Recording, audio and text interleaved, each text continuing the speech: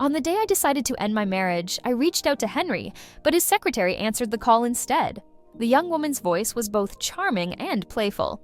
"Mr. Liu is currently in a meeting and unable to take your call. If there's anything you need, feel free to let me know." She was Henry's latest romantic interest. This time, I chose not to engage in an argument or create a scene. Calmly, I told her, "Please inform him that the divorce documents are on the bedside table." As I headed to the airport, I tried calling Henry again. A sweet-tinged voice responded, "Ms. Helen, Mr. Liu asked me to inform you that he's in a meeting. If you need anything, I can relay the message to him later." I paused, realizing this was Henry's new affair. Her educational background was fairly standard, holding only a degree from a second-tier college. In an environment dominated by high achievers, she wouldn't have lasted. But Henry, noticing her credentials at a glance, appointed her as his secretary. Over the past year, Henry and I have had endless disputes because of her presence. I even approached the HR department to have her dismissed, but Henry consistently defended her. A year has gone by, and she remains his secretary, traveling nationwide with him. Finally, I reached my breaking point. This unending conflict seemed pointless. I couldn't tolerate the subtle provocations in her voice anymore. Exhausted, I calmly stated, "Please, let him know that the divorce papers are on the bedside table. He can sign them when he returns." Before she could respond, I ended the call. In our previous intense arguments, I had imagined making a dramatic scene, destroying everything if we divorced. I thought if I couldn't be happy, neither would he. But now, as I proceeded with the divorce, a surprising sense of calm settled over me. I didn't take anything with me. Everything we once shared now repulsed me. The only thing I brought along was myself. Right before my flight, Henry messaged me saying, "I saw the divorce papers." I could almost see the impatience in his voice. I didn't respond and switched my phone to airplane mode. We both knew the underlying reason. Since Clara became his secretary, Henry had been coming home later and later. There were no signs of another woman, no stray hairs or lingering sense of perfume. But he spent more time on his phone, occasionally smiling like someone newly in love. I had hinted at my suspicions multiple times, but Henry dismissed them calmly, saying, "There's nothing going on. You're overthinking it." Our countless fights over Clara led me to request her transfer, but Henry labeled me unreasonable. I broke down, created scenes, begged, and even became hysterical. I threatened him amidst the chaos, but he coldly remarked, "Helen, do you realize how disheveled you look right now?" At that moment, I felt a bitter smile form on my face. I had been so consumed by love for Henry, or perhaps by my deep investment in our relationship, that the thought of losing him devastated me. I couldn't let go easily. After 10 years together, supporting him from his humble beginnings to his current status as President Liu, I couldn't believe someone he'd known for only a year could take him away from me. In an effort to win him back, I changed my appearance, paid more attention to cooking, and tried to be more gentle. It was a one-sided battle against a woman I barely knew, hoping it would reclaim Henry's affection. However, last night, when I went to retrieve a drunk Henry, I saw him sitting by the roadside with a young woman. Dressed in a tailored dark suit, his long legs crossed naturally and his sharp jawline softened under the dim streetlights. His once youthful, overly pretty face had matured gracefully, like fine wine. I recalled when we first started dating, sitting roadside like that. I had brought him a new dish I made, and after he took a bite, he had fallen silent. Thinking it was bad, I had nervously asked, "What's wrong?" Henry had looked up and smiled, saying, "I was just thinking about how lucky I am to have such a wonderful wife." On that chilly winter evening, he had wrapped me in his coat, promising to open a grand restaurant in my name once he was wealthy, ensuring the world would recognize my cooking talents. His eyes had reflected the lights behind me and my smiling image, a memory so distant now that without seeing it again, I might have forgotten. But today, seeing Clara, Henry's new secretary, enjoying my food with him, shattered that memory. Clara, a young woman in her early 20s, was unabashedly forward, possibly emboldened by Henry's favoritism. I looked at Henry and couldn't hold back. "You're choosing junk food over home-cooked meals, Henry." His expression darkened, and Clara responded smoothly, "It's not about what you eat, but who you eat with. Food tastes better with someone you love." I glanced at Clara and couldn't help but sneer. Yeah, even bad company can make terrible food enjoyable. Her face darkened, and Henry sternly said, "Helen, that was enough." Not wanting to escalate the situation, I looked away and said, "Let's go home." Henry finished his grilled rice ball and instructed the driver to ensure Clara got home safely. She gave him a coquettish look before leaving, her youthful arrogance mixed with innocence evident in her demeanor. As I watched her leave, I noticed similarities between us. Her high ponytail, her pale legs under a short skirt, and her facial features reminiscent of my younger self. Yet, I knew Henry wasn't seeking a younger version of me and her. He always preferred younger women, whether in their 20s or 30s. That night, I didn't argue with Henry. I took my blanket and moved to the guest room, and he didn't try to stop me. Before leaving, I asked him one last question. "Henry, what are you thinking?" After 10 years together, I wanted to understand why this relationship was ending. Henry took out a cigarette, inhaled deeply, and said, I'm tired of you always revolving around me, always asking what I want to eat. I married a wife, not a cook. What else do you do besides cooking 3 meals a day?" I watched the smoke blur his face, realizing the man I loved had been worn down by time and circumstance. The lover I remembered was gone. Without saying another word, I turned to leave. The next day, Henry went to work as usual, not addressing what happened the day before. From his perspective, he might have thought I was still harboring anger and acting as if nothing had changed. But I disposed of the leftover fish soup, no one had touched it, and it had gone bad, and immediately proceeded to file for divorce. I realized that marriage was like cooking.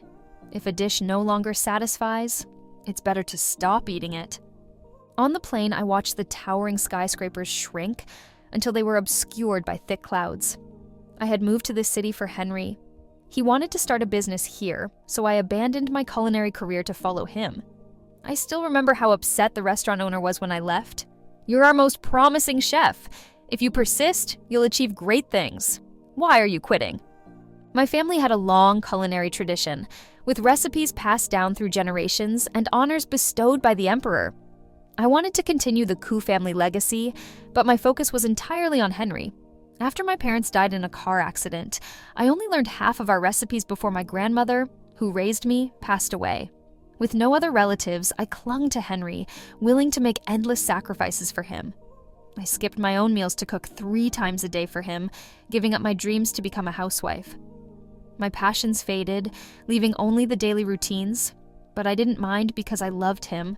I naively believed that our mutual love would sustain us, but now I see how foolish that was. No matter how hard I tried, I couldn't keep him. Returning home after several years, I felt my hometown changed. The old neighborhood's walls had been repainted, and new faces replaced old neighbors. Only the street outside remained lively, filled with the smells of barbecues and beer in the evenings. I bought ingredients, planning to cook a meal for myself. Henry couldn't handle spicy food due to stomach issues, and over the years I had always catered to his tastes, rarely enjoying the spicy dishes I loved. While on the bus, deciding how many dishes to prepare that night, a young man in a black hoodie leaned over and asked, "Low blood sugar? Do you have any sugar?" I quickly tore open a packet I had bought for cooking. He took the sugar, smiled weakly, and thanked me. It was then I realized he was an attractive young man, likely in his early 20s, with striking features and a charming presence. Later, when I returned home to cook, I discovered I was out of sugar. As I went downstairs, I was startled to see the same boy inserting a key into a neighbor's door. He recognized me and greeted me warmly. "Are you Mrs. Helen? You must be the new neighbor." It was such a coincidence. I asked if he was feeling better, and he assured me he was just busy and had forgotten to eat. His youthful rebellion was evident, but he nodded obediently when I advised him to eat well. He offered to help in the kitchen, bringing me ingredients and always presenting something extravagant. Initially, his forwardness caught me off guard, but I eventually accepted him as a regular dinner companion. One night, he joined me for dinner, praising my cooking and revealing he was starting his own business. His wrist bore a Richard Mille watch, similar to one Henry owned, expensive and a symbol of wealth. That evening, Santiago, as he introduced himself, ate almost all the rice I had saved for the next day's fried rice, impressing me with his appetite and surprising me with his helpfulness. He even fixed a broken light bulb without hesitation, revealing a fit physique that momentarily distracted me. Despite my initial reservations, his genuine care and presence brought a sense of comfort I hadn't felt in a long time. I slept peacefully, no longer fixated on Henry, thanks to Santiago's unexpected kindness. In the following days, I explored the neighborhood and observed various storefronts. Inspired, I decided to rekindle my culinary dreams by opening a small restaurant. As night fell, I sat on my sofa, immersed in recipe books, when my phone rang. It was Henry. It had been 3 days since I had initiated the divorce, and this was his first call. "Why haven't you come back yet?" His tone was as impatient as ever, as if I were the unreasonable one. I responded calmly, "Henry, I'm not returning." He responded with a sneer.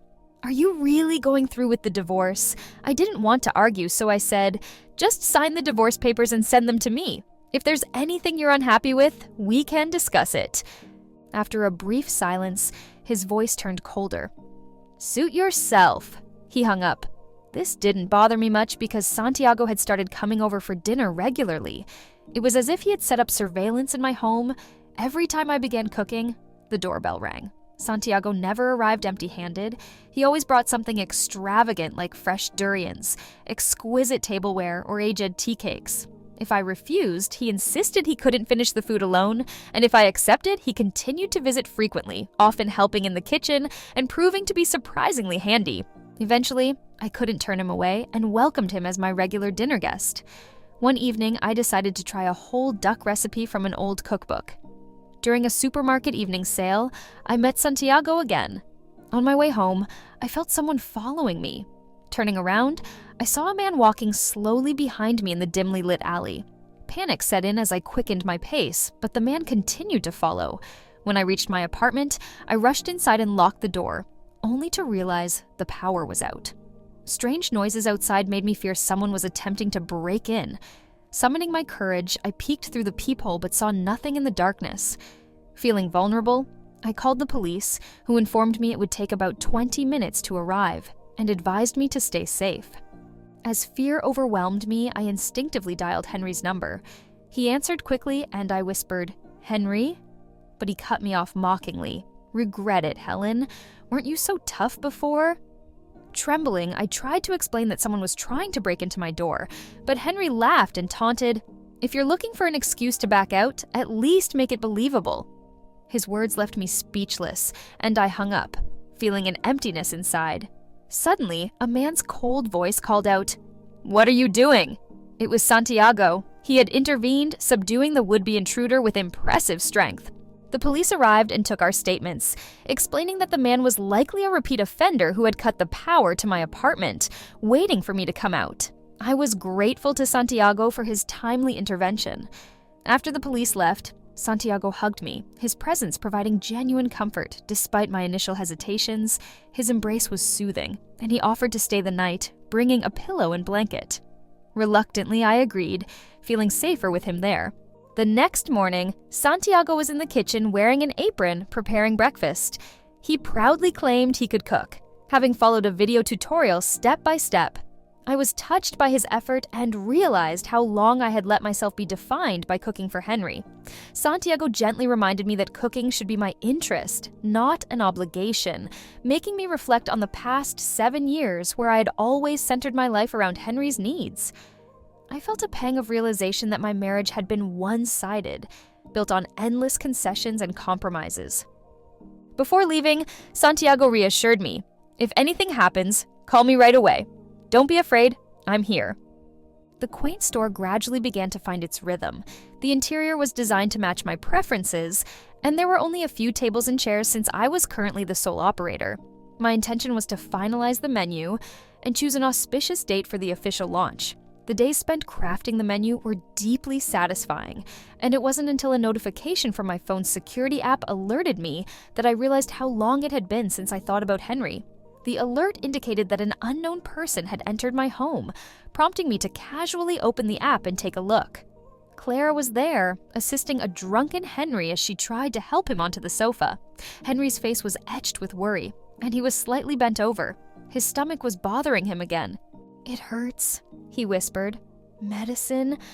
Clara searched through the drawers but couldn't locate his medication, so in desperation, she ordered some through delivery. She handed Henry a glass of warm water. "The medicine will arrive shortly. Just hold on."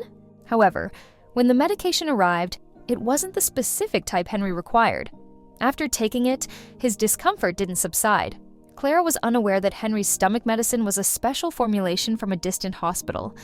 It had taken me considerable effort to locate that facility, and every 3 months I would visit to get a prescription filled and ensure we had a supply at home.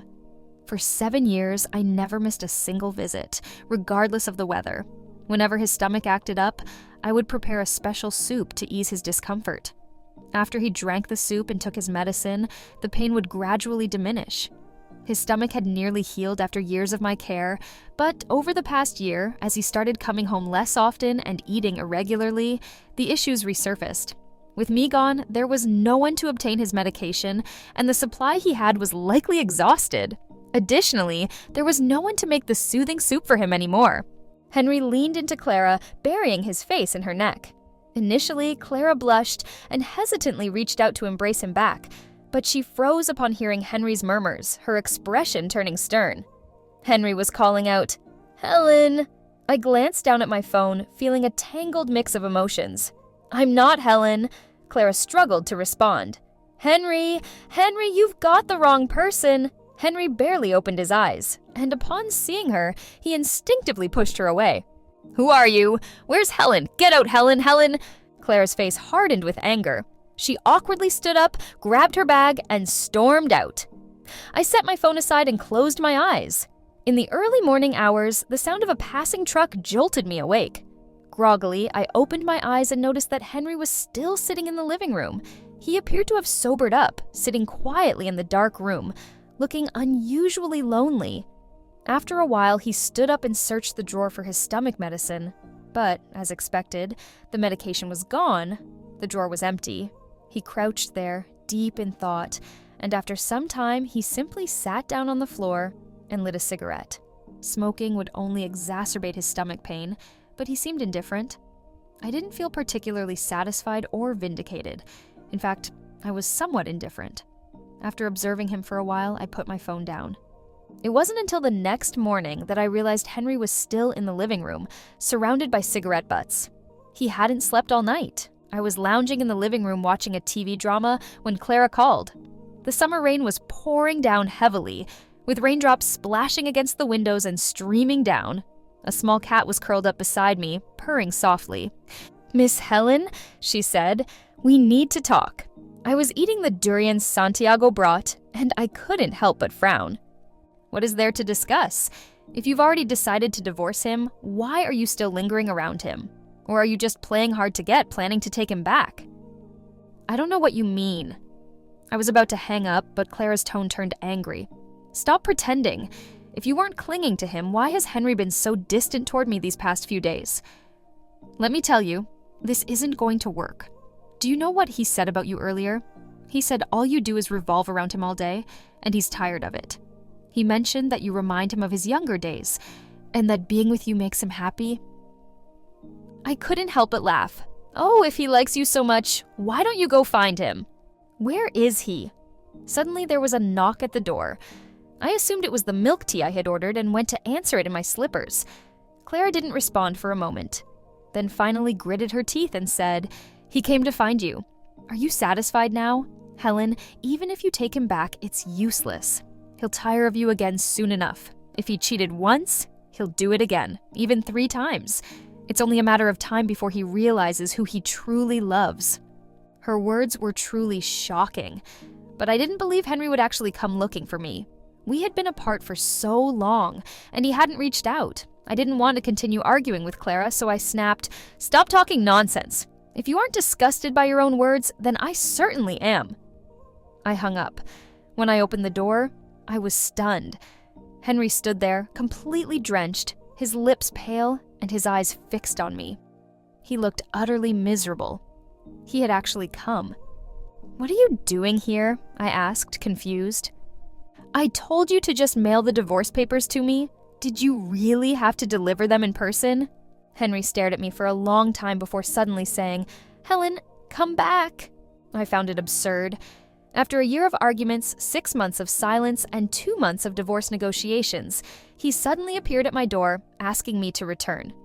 "You must be out of your mind." I didn't want to say more and began to close the door. At that moment, my neighbor, an older woman, descended the stairs. Oh dear, it started raining out of nowhere, and my electric scooter is still outside. She immediately noticed Henry, her expression turning cautious. "Helen, who's this man? Oh, by the way, the guy who was following you and trying to break into your door was caught by the police. I heard he's been detained." She gave Henry a wary look. I felt a sense of relief. "This is an old friend?" "Thanks, Aunt Wong." "Oh, that's good."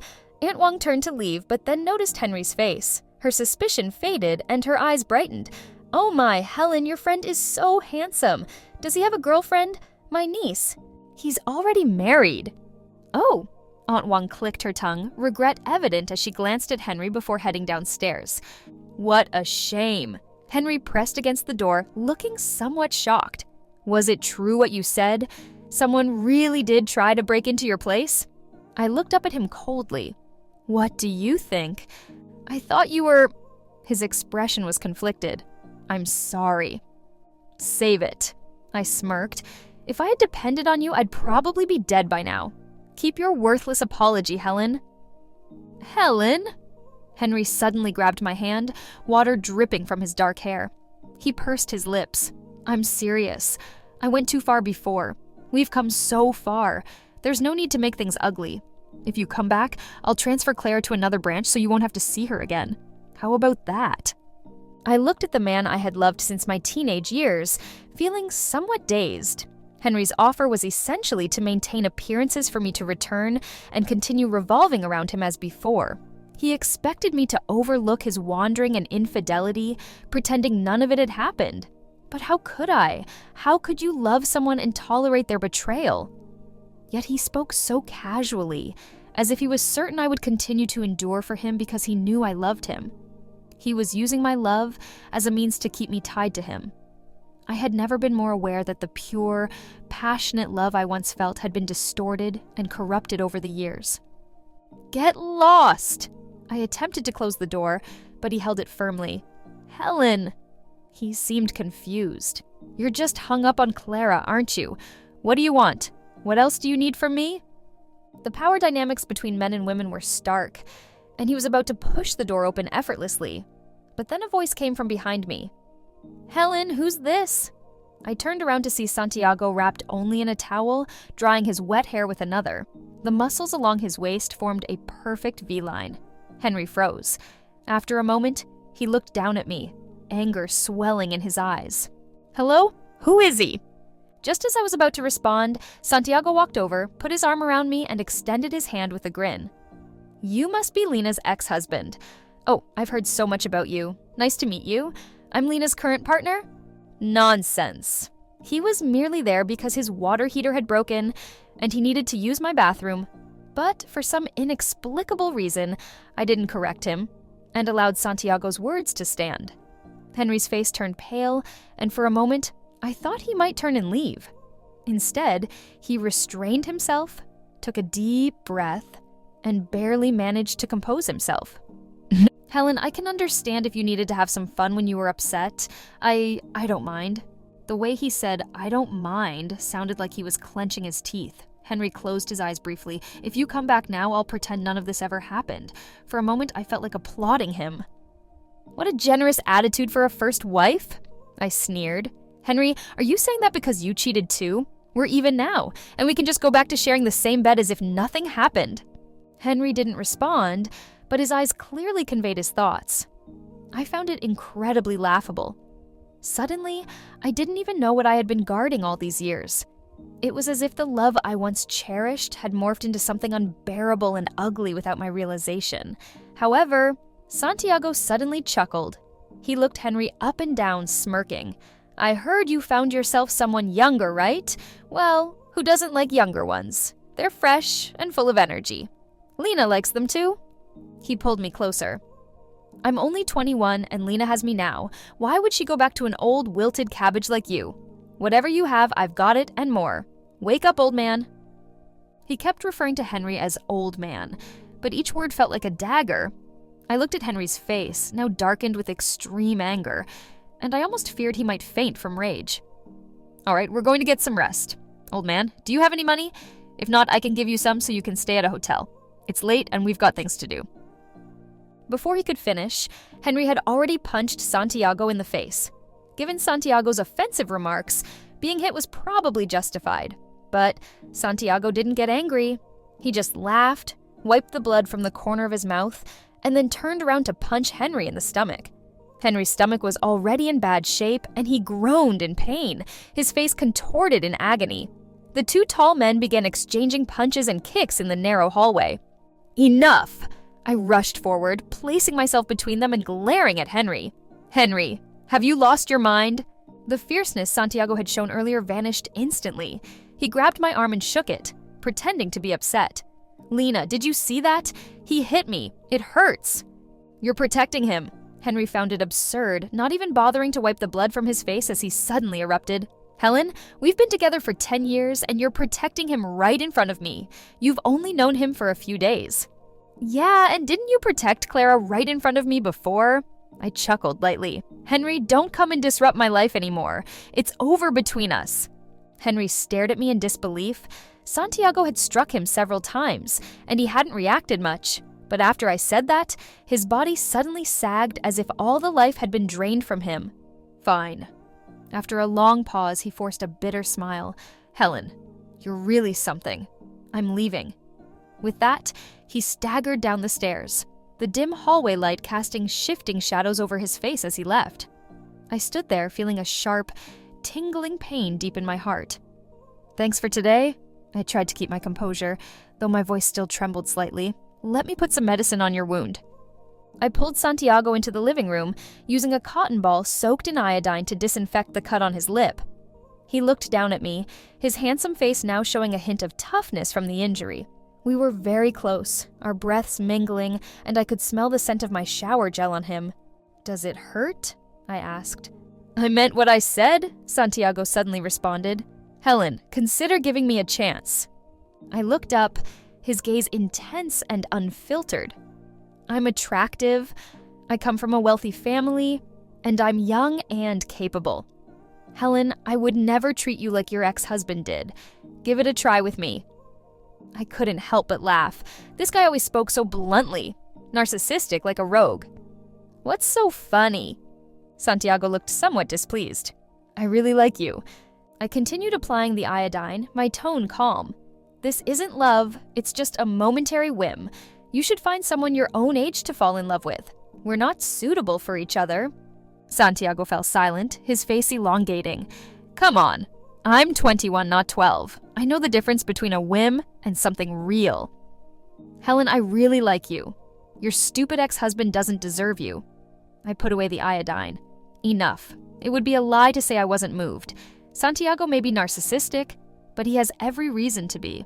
As he said, it's hard not to be attracted to someone like him.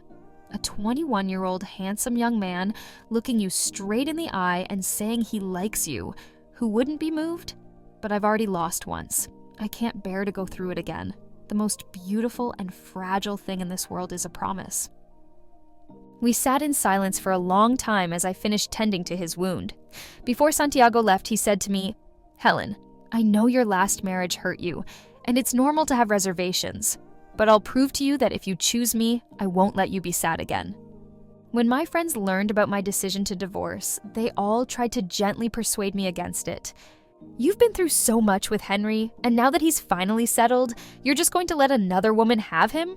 Don't you think that's a waste? Yeah, I heard Henry has been distancing himself from that mistress recently. He used to take her everywhere, but lately she hasn't been around much. I think he transferred her to another branch. It's normal for men to get a bit excited about something new, but as long as he knows to come home and provides for you, isn't that enough? They meant well and weren't entirely wrong. But that's not the life I wanted. Life is short, just a few decades, and I didn't want to waste it with a man who had already changed his heart. When I returned to Beijing, I felt somewhat disoriented. I had only been away for a few months, yet everything felt strangely unfamiliar. Henry came to pick me up, and the wounds on his face had almost healed. We barely spoke during the drive. It wasn't until we got out of the car that he quietly said, "Thank you." I nodded. "Your grandmother was always very kind to me. It's only right that I came to see her." Henry's grandmother was gravely ill, and her only remaining concern was her children and grandchildren. She had expressed a strong desire to see both me and Henry. Due to her condition, Henry had asked me not to inform her about our impending divorce just yet. I agreed. Henry's grandmother had indeed been very good to me. I still remembered when we were dating and she came to visit. She discovered that I loved cured meat, so every year she would smoke a large batch and send it to me. She was already quite old then, and her family had advised her not to overexert herself, but she would simply smile and say, "Lena loves it." Within a few months, she had become frail and emaciated, her face lined with deep wrinkles. Those eyes that were always half closed finally brightened when she saw us. She slowly reached out with her rough, thin hand to hold mine. "Lena, you're here." I felt a lump in my throat. "Grandma?" I couldn't finish my sentence. Grandma just looked at us, a faint, weak smile tugging at her lips. "It's okay. Don't cry. Everyone has their day, child. Don't cry. I've had a good life. Seeing you two happy, that's all I needed. Now I can rest in peace." Henry squeezed my hand, his voice hoarse. "Grandma, we'll be fine." Grandma rested for a moment and then turned to Henry. "Child, Lena has been with you all these years. Now that you're successful, you must not let her down. True love..." Her voice was raspy as she continued. "True love is the hardest thing to find in this life. Someone who truly cares for you. No amount of money can buy that." Henry's hand trembled almost imperceptibly. "Okay." After Grandma fell asleep, we left the room. Henry pulled out a cigarette by the window, but hesitated and put it back. We stood in silence until he spoke first. "Helen, I realize now where I went wrong. I thought I was just tired of the same routine, the endless meals. But now I understand how much effort you put into all of this. While you were gone, I did a lot of thinking. I wasn't truly in love with Clara. It was just a fleeting attraction. I've already broken up with her. I promise I won't make that mistake again. Let's reconcile and go back to how we were before. We can have a child, and the three of us can be a happy family." There was a strange hope in his eyes, as if he truly believed in the happiness he was describing, but I found it laughable. Have a child and let them inherit the genes of a cheating scumbag? The smile froze on Henry's face. He sighed. "I know I've hurt you deeply, Helen. It's okay, though. You've waited for me before. This time I'll wait for you." I'm not giving up. I was disgusted and was about to return to see Grandma one last time before leaving. But then I heard the sharp sound of high heels approaching, followed by an angry voice. "Henry, you broke up with me just to get back with her." I turned around to see Clara storming in. A vein throbbed on Henry's temple. "What are you doing here?" Clara's voice wavered with emotion. "Henry, were you planning to dump me after you were done? Let me tell you, that's not happening. And let me tell you, we're finished." Henry's tone shifted from tender to cold and impatient. "Haven't I given you enough? I'm never going to divorce Helen and marry you, so give up on that idea." Clara stared at Henry, tears streaming down her face. "Henry, I'm pregnant." "Then get rid of it." Henry's expression didn't change. "I have a wife. I don't need an outsider giving birth to a bastard child." Clara staggered back in disbelief, tears flowing uncontrollably as if she couldn't comprehend how someone she had been so close to could suddenly turn so cold. I watched coldly, not surprised in the least. Henry was fundamentally selfish. He didn't truly love me, nor did he love Clara. He only loved himself. If he could easily discard someone he had loved for 10 years, what chance did Clara, who had only been with him for less than a year, have? Just as I thought Clara would leave in despair, she gritted her teeth and suddenly pushed open the door to the hospital room with a loud bang. Grandma woke up with a start, and Clara rushed in. She threw herself beside Grandma's bed, pointing at me as she cried out, "Grandma, Henry and she are already divorced. I'm your real granddaughter-in-law now. Henry wants to abandon me. Grandma, please help me. I'm already carrying his child." She pulled out an ultrasound from her bag and shoved it in front of Grandma's face. "Look, Grandma, it might be a boy. This could be the Lou family's great-grandson." Grandma frowned deeply at Clara's shaking. She slowly lifted a trembling hand, pointing it at Henry as if she wanted to say something. Clara choked out, "Grandma, please talk to Henry. This is his child. How can he be so cruel as to get rid of his own child?" Grandma's face turned red with distress. I sensed that something was amiss and moved to restrain Clara. "Clara, release." But Grandma's grip halted abruptly. She gazed at Henry, her complexion draining of color bit by bit until it became ghostly. Her hand fell motionlessly. The onlookers were left speechless by the sudden turn of events. Moments later, I cried out, "Doctor! Doctor!" Unfortunately, Grandma passed away. The physician explained that she was nearing the end of her life. With appropriate treatment, she might have survived a few more days, but the unexpected shock was too overwhelming for her to endure. Clara appeared equally shocked by the incident. She stood petrified in the corner, likely believing that Grandma valued family ties and wanted her to convince Henry to stay. She nervously reached out to Henry, saying, "Henry, Henry slowly turned, and the atmosphere in the room seemed to freeze. His face twisted in an anger more intense than I had ever witnessed. Slap! The sound of his slap reverberated as Clara was hurled backward, landing roughly half a meter away. Her lip was torn, blood seeping out as she held her face, staring blankly at Henry. His voice was icy cold. "Leave now!" Henry's father then stepped forward, his eyes blazing with fury. He kicked Henry hard. "This is all your doing. You had a good life, and you ruined it by getting involved outside. You brought all this turmoil to Grandma's deathbed. You pushed her into the grave." The heartbreaking scene continued into the night, with Henry's father intent on beating him, while Clara attempted to shield him. Henry repeatedly told Clara to go away, and she kept sobbing that she was carrying his child. Exhausted, I left first, no longer caring about the outcome. My heart ached for Grandma, a gentle and loving woman who couldn't pass away peacefully. A few days later, Grandma's funeral took place. I paid my respects and left soon after. Henry's mother took my hand, tears choking her words. I gently patted her hand. The Lou family was genuinely kind, but our destinies had diverged. Once home, I focused on preparing for the restaurant's launch. The space was small, yet there was much to arrange. Thankfully, Santiago assisted me, alleviating much of the burden. On the day the first snow fell, while tidying up the house, I discovered a metal box. Upon opening it, I found it filled with letters Henry had written to me years ago. Back in high school, without cell phones, we exchanged daily letters. I hesitated briefly before picking up one. "Helen, let's walk to school together tomorrow. There's a girl constantly bothering me. And I told her I have a girlfriend, but she doesn't believe me. It's so frustrating. My mom made dumplings today. They were delicious.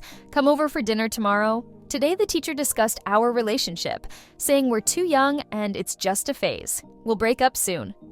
What nonsense. We'll always be together. Helen, let's bury a time capsule together. David gave me one, and since tomorrow's the weekend, we can do it. Reading the letter brought back memories.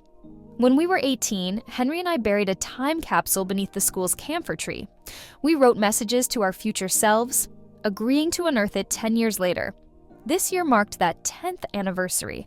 I couldn't recall our messages clearly, so I decided to dig it up. As I descended the stairs, I halted abruptly. Henry stood outside, covered in thick snow, appearing as if he had been there for ages. "What are you doing here?" I asked, frowning. Henry's lips moved slightly. "Helen, I came to apologize. I've reflected a lot and realize I owe you a sincere apology." Lowering my head, I began to walk past him. "It's unnecessary. The best apology is for you to stay out of my life." He grabbed my arm, his eyes bloodshot. "Helen, what do I need to do to make you come back?" I was about to push him away, but instead reached into my pocket, pulling out one of his letters. "I'm going to retrieve our time capsule from back then. Want to join me?" The school hadn't changed much in a decade. The buildings were repainted, The playground updated, but the small shop outside remained, though its sign had enlarged. Inside, the now aged owner didn't recognize us and cheerfully offered 2 hot drinks. The camphor tree was denser, now blanketed in snow. Occasionally, snow clumps would fall from its branches and drift away with the wind. We borrowed a shovel from the shop owner and began digging where we believed the capsule was. The ground was hard and frozen, so Henry used the shovel, pressing his foot down until he broke the surface. The small stone marker was long gone. We toiled for a while, sweating despite the chill, until we finally unearthed the metal box. Henry carefully opened it, revealing the plastic time capsule inside. The capsule's colors remained vibrant, as if it had been buried just yesterday, but the paper inside was yellowed with age and the handwriting still had a youthful touch. First wish, to marry Helen. Second wish, to be with Helen forever. The 18-year-old Henry was reaching out to his 28-year-old self. 10 years later, Henry, did my wish come true? It must have, was written below in my handwriting. I also want to be with Henry forever. The words from our youth echoed in my mind, yet a decade later, everything had transformed. Henry stared blankly at the note, as if the swirling snow had immobilized him. After a while, his fingers began to shake, and tears welled up in his eyes. "Helen!" His voice was raw with emotion. "I understand now what you wanted." I gave a faint smile, tore the note into pieces, and let them scatter in the wind, disappearing into the snow. Back then, I never imagined our 7-year marriage would end so disastrously and heartbreakingly. The promises of our youth felt like arrows piercing through time, deeply affecting our hearts. 10 years ago, Helen, your wish didn't come true. Henry and I are parting ways now. I brushed the snow from my hands and stood up. Let's go! But Henry grabbed me, dropping to his knees in the snow. He pleaded, "Helen, please, give me one more chance. I swear I'll never hurt you again." He bowed his head, tears melting into the snow. "Please don't leave me." I stood with my hands in my pockets, watching him calmly. "Henry, don't do this. Do you realize how ugly you look right now?" As I turned to leave, I saw Henry still kneeling in the snow, snowflakes falling around him. Santiago vanished. One day, he simply became unreachable. Just as abruptly as he entered my life, he disappeared on a snowy day. After that, I never saw him again. Initially, I was saddened, but after dealing with what happened with Henry and considering that Santiago and I hadn't known each other long, I eventually moved on. I assumed he was young and that his feelings were fleeting. We weren't from the same circles, and after our brief encounter, we naturally returned to our separate lives. Fortunately, my restaurant finally opened, named Coos Cuisine. I plan to expand and rename it Coos Restaurant in the future. Customers praised my cooking highly, and within days, the restaurant became immensely popular, with people promoting it for free. As business grew, I hired 2 more employees to manage the increased workload. Gradually, thoughts of Santiago faded. However, occasionally, when I came home and saw that door still unopened, I felt a lingering sense of loss. One evening, after a long day at the restaurant, I arrived home and was shocked to find Santiago at the door, wearing an apron with a cat perched on his shoulder, smiling as he peeked from the kitchen. "Welcome home!" I felt disoriented, as if we were back to how things were 6 months ago when we were closest. Santiago pursed his lips and quickly moved to hug me tightly, as if wanting to merge into me. He buried his face in my shoulder. "I'm sorry." That day, my father suddenly sent people to bring me back. He said his health was declining and insisted I return to the family and marry someone to inherit the business. I refused, so he confiscated my phone and confined me at home, refusing to let me out until I changed my mind. I wanted to contact you so badly. I tried escaping several times. He rolled up his pant leg, revealing severe scars on his calf, and smiled bitterly. I attempted to climb down from the 2nd floor, but they caught me and brought me back. I was momentarily stunned and instinctively reached out to touch his scars. "Does it still hurt?" Santiago's gaze softened. "It hasn't hurt for a long time." "How did you get out?" I asked. The game I was developing was nearly complete.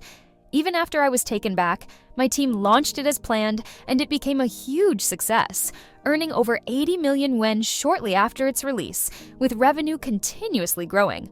I went on a hunger strike to protest, and my father eventually relented. Seeing that I had my own career, he had no choice but to compromise. He allowed me to hire a professional manager to handle the family business from now on. He spoke lightly, but I could see he had lost weight and his face looked worn. It was evident the struggle hadn't been easy despite his words. Santiago held me tightly and murmured, "Helen, what should I do? I broke my promise. I said I would wait for you, but then I just disappeared. You must have been so sad." I didn't respond, merely patted his back gently. Snow began to fall outside again, and Santiago's voice trailed off. "You have no idea how much I missed you. My father wanted me to marry someone I didn't even like. I was terrified that while I was gone, you would reunite with your ex-husband, or that someone else would take you away." I teased him. "Yeah, my ex-husband has been begging to get back together. I've been thinking about it these past few days." Santiago didn't react, just stared at me with his piercing eyes. He had single eyelids, and when he looked down, the corners of his eyes slanted upwards sharply, giving him a somewhat commanding appearance. For once, he didn't get angry. He calmly said, "Come eat. I made beef stew with red wine." But when he took out the bottle of wine he used for the stew, I nearly spat out my food. It was a 30,000 yuan bottle, and he had used it for cooking. I felt heartbroken. "You're such a spendthrift." Santiago merely shrugged and replied nonchalantly, "This kind of wine wouldn't even make it into my family's wine cellar. But there's still more than half a bottle left, so let's not waste it. Let's drink it." I didn't suspect anything. That night, we drank so much I lost count. We intended to finish the remaining half bottle, but somehow ended up opening another. By the end, I was crying and laughing, unsure of what I was saying, nearly collapsing under the table. Santiago held me up, letting me lean against him, responding to everything I said with a soft, "Mm-hmm." When I opened my eyes again, it was the middle of the night. My head was still foggy, and I hesitated about going to the bathroom. Santiago emerged from the bathroom, loosely wrapped in a towel, water dripping from his well-toned muscles.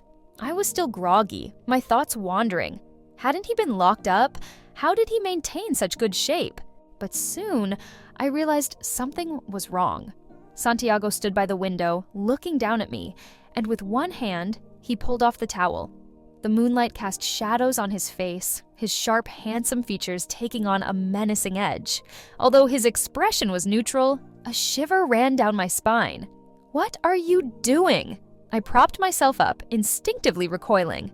Santiago smiled, revealing a set of gleaming white teeth. I felt sharp teeth bite into my neck, my veins throbbing as my body trembled uncontrollably. Santiago intertwined his fingers with mine, holding our hands tightly. His upper body moved gently and tenderly, but below, he advanced relentlessly with determination. Dazed, I opened my eyes as Santiago leaned down to wipe the moisture from the corners of my eyes. His actions were so forceful it felt like he wanted to break me, yet his voice was incredibly soft. "Who's better, me or your ex-husband?" he asked. I couldn't find words to respond.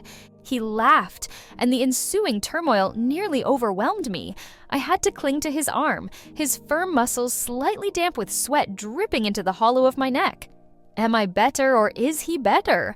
He pushed harder, his voice even softer, as if genuinely seeking my opinion. I bit down hard, feeling like my body was a small boat tossed helplessly by stormy waves. "Answer me." Santiago propped himself up, one hand gripping my chin. He smirked. Still thinking about getting back with him? I couldn't take it anymore and broke down, crying out, "You're better. I won't get back with him." "Good girl." He gently brushed aside my sweat-dampened hair, like a satisfied master praising his prized possession. "Can we take a break?" I pleaded. "I have to open the restaurant tomorrow. My customers are waiting for me. I can't." He didn't respond, just leaned down again. The moonlight illuminated his back, highlighting his defined muscles. He resembled a predator, endlessly enjoying his prey. Youth is terrifying. That was my last thought before losing consciousness. I didn't end up with Santiago. The next morning, when he sought a commitment and didn't receive it, his eyes bore into me with a look that made me feel like he was ready to devour me alive. But I'm genuinely afraid of the promises made by young men. I'm scared that Santiago and I might end up like that too. and I can't bear to go through it again. We agreed on a 3-year period. If after 3 years he still loved and chose me, then we would be together. Time passed slowly, and my restaurant became a renowned hotspot, bustling with customers daily. I eventually opened 2 more branches, expanding the business. I changed the name from Coos Cuisine to Coos Restaurant. I mastered the old recipes and began experimenting with new dishes, which were also well received. Everything seemed to improve, and the past began to fade like clouds dissipating in the sky. I rarely thought about it anymore, only occasionally hearing snippets from mutual acquaintances. The entire situation with Henry and Clara had been a massive scandal. Later, I discovered that Clara was never actually pregnant. She didn't want to break up with Henry, so she fabricated the idea of having a child to trap him, planning to conceive genuinely after securing her position. However, she hadn't anticipated that this lie would drive Henry's grandmother to her death, completely severing her last connection with Henry. I heard that the Lou family sought revenge against her. She was swindled out of all her money, developed a gambling addiction, and eventually had to sell her body to pay off her debts. She drifted through low-end establishments plagued with disease. No one knows where she is now or if she's still alive. The next time I heard about Henry was when a friend called. She informed me that Henry had to undergo surgery due to a perforated stomach caused by excessive drinking. Since you left, he's been drinking heavily. There were several instances when he collapsed and was rushed to the hospital after vomiting blood. The doctor says this time it's so severe that they might have to remove part of his stomach. She sounded regretful. You were together for so many years. Can you really bear to see him like this? She sent me a video. Henry was lying in a hospital bed, looking much thinner, his eyelashes fluttering as he kept his eyes closed. The confident, arrogant man from before was gone, leaving only a shell of decay. I didn't say anything and hung up the phone. I considered sending Henry a message but decided against it, putting my phone down. This was his choice, his fate, and I didn't want to interfere or carry the burden anymore. Let it be. From deep youthful love to mutual indifference, if we can reach a point where we no longer care about each other, that's good enough. The summer nights by the sea were cool, and Santiago and I often took walks along the beach after sunset. The moonlight was bright, and he kept splashing water onto my legs, never seeming to tire of it. I reached out to grab him, but he caught my hand instead. A cool object slipped onto my finger. I looked down and saw a ring, its diamond faintly shimmering in the moonlight. I was stunned. Santiago knelt on one knee, looking up at me. The starlight gathered in his eyes, and I saw my reflection in them. I love you, Helen. My face flushed. Why so sudden? I asked. He had expressed his love daily, so I had grown accustomed to it and didn't pay much attention. I didn't expect him to propose suddenly today. I mean it, he said seriously. Helen, 3 years have passed, and I still love you. I love you even more than before. I've made up my mind. Let's get married. I didn't respond, just looked at him. He tilted his head. Helen? I smiled, helped him stand, and stood on my tiptoes. A cool kiss mingled with the evening breeze.